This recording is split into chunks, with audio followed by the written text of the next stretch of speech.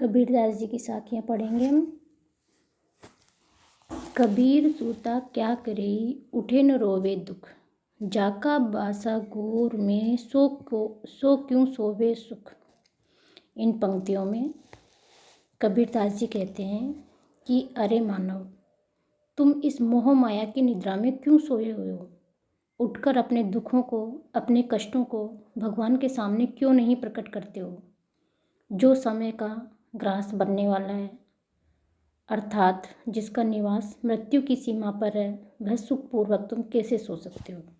आशय है कि मुक्ति पथ पर बढ़ते रहने से ही जीवन यात्रा हमारी पूरी होगी। इसकी प्रारंभिक सीमा तो अनेक सांसारिक बाधाओं से घिरी हुई होती है, जिसके कारण हमारा जो गंतव्य रास्ता है वह हमारे लिए कष्टदायी ही रहता है। इन पंक्तियों में कबीरदास जी कहते हैं कि रास्ते में ही जिसका निवास रहे, गंतव्य स्थल पर नहीं पहुंच सके, उसे तब तक ही कष्ट मिलेगा। सुख तो उसे ही मिलता है जो भगवान का नाम का स्मरण करता है और विभिन्न योनियों में जन्म मरण व्यतीत कर अंततः मुक्ति पथ का पथिक बन जाता है। कबीर सूता क्या करी, गुण गोविंद के गाय, तेरे सिर पर जम खड़ा, खरच क देखा खाए।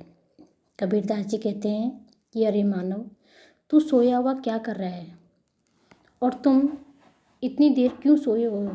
तेरे सिर पर काल खड़ा हुआ है, तुम्हारे सिर पर यमराज खड़ा हुआ है। पता नहीं वह कब से तेरे खर्चे पर जी रहा है, अर्थात तेरे अज्ञान के कारण ही वह तुम जीवित हो।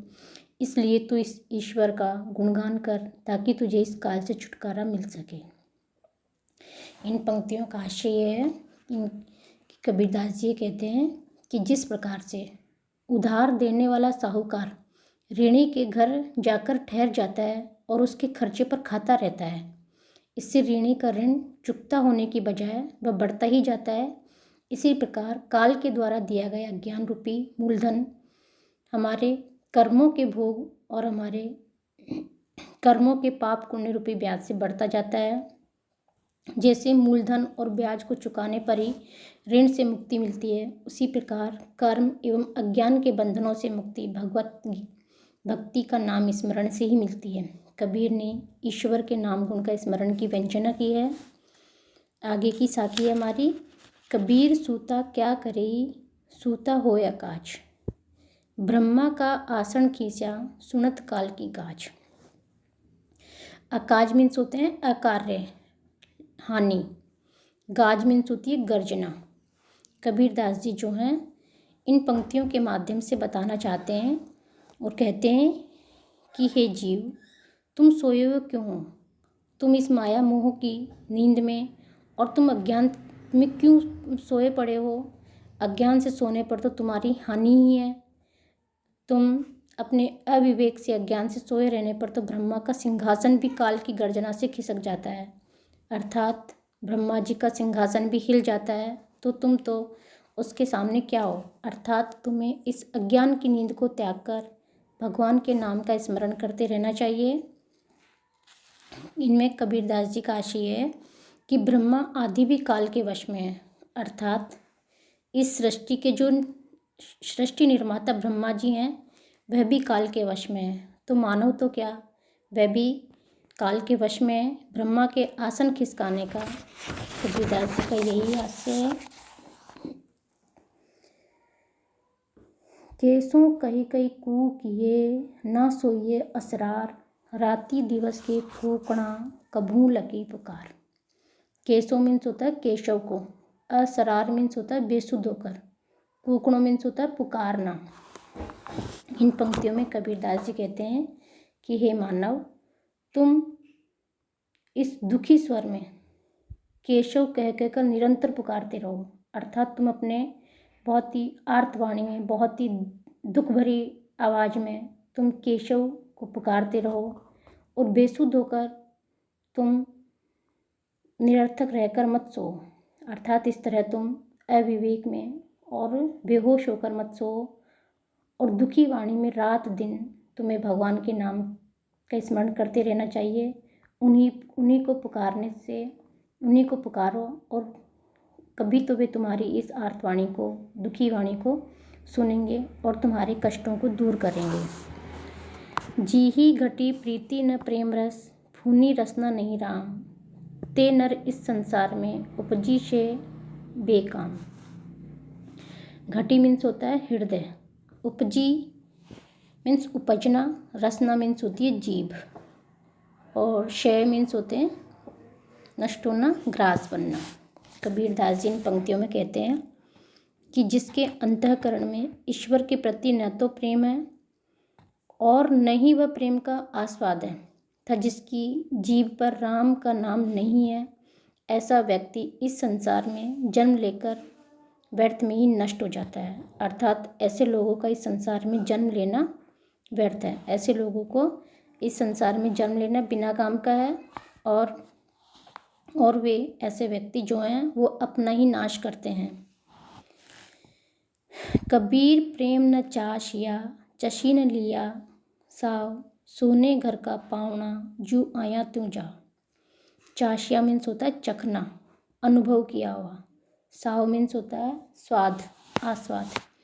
कबीरदास जी जो हैं वो इन पंक्तियों में कहना चाहते हैं कि जिसने ईश्वर के प्रेम का अनुभव नहीं किया और ईश्वर के प्रेम का स्वाद जिसने नहीं चखा है, उसका इस संसार में जन्म लेना उसी तरह बेकार है जिस तरह सोने घर के मेहमान के आने जाने के समान वह भी निरर्थक है। जिस तरह सोने घर में मेहमान आता है जाता है, उसे कोई नहीं पूछता है, उसी प्रकार जिसने ईश्वर से प्रेम नहीं किया और ईश्वर के प्रेम का अनुभव नहीं किया है, उस व्यक्ति का उसी तरह से सम्मान मिलता है जैसे सोने घर के मेहमान के आने जाना बेकार है।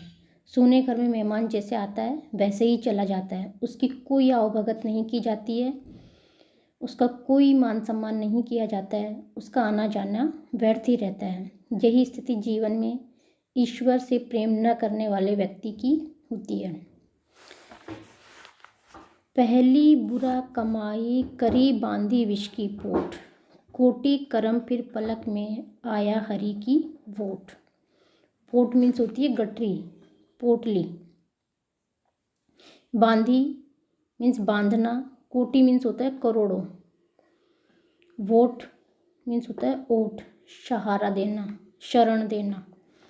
कबीरदास जी इन पंक्तियों में कहते हैं कि पूर्व जन्मों के अनेक पाप कर्म करके जो तुमने विष की गठरी, जो विष की पोटली बांध ली है, अर्थात तुमने अनेक पाप कर्म इकट्ठे कर लिए हैं, वे सब एक ही क्षण में भगवान की शरण में आने पर नष्ट हो जाएंगे।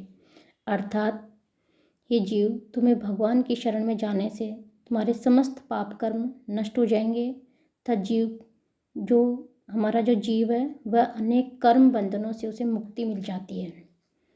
इसमें कबीरदास जी कहते हैं कि धार्मिक आस्था से भक्त भगवान की शरण में आकर अपना सब कुछ समर्पित कर देता है।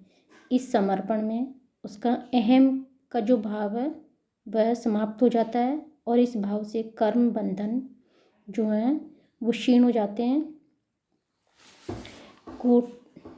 कोटि क्रम पहले पलक में जे रंचक आवे नाव, अनेक जुग जे पुण्य करें नहीं राम बिन ठाव। इन पंक्तियों में कबीरदास जी कहते हैं कि अगर व्यक्ति भगवान का रंच मात्र भी, थोड़ा सा भी अगर भगवान के नाम का स्मरण कर ले, तो वह अपने पूर्व में किए गए करोड़ों पाप कर्मों को क्षण भर में ही नष्ट कर देता है। अर्थात केवल भगवान के नाम स्मरण से सारे कर्म बंधन नष्ट हो जाते हैं। भगवान के नाम स्मरण के बिना अनेक युगों में किए गए पुण्य कर्म भी जीव के लिए प्रतिफलित नहीं होते हैं। धन्यवाद।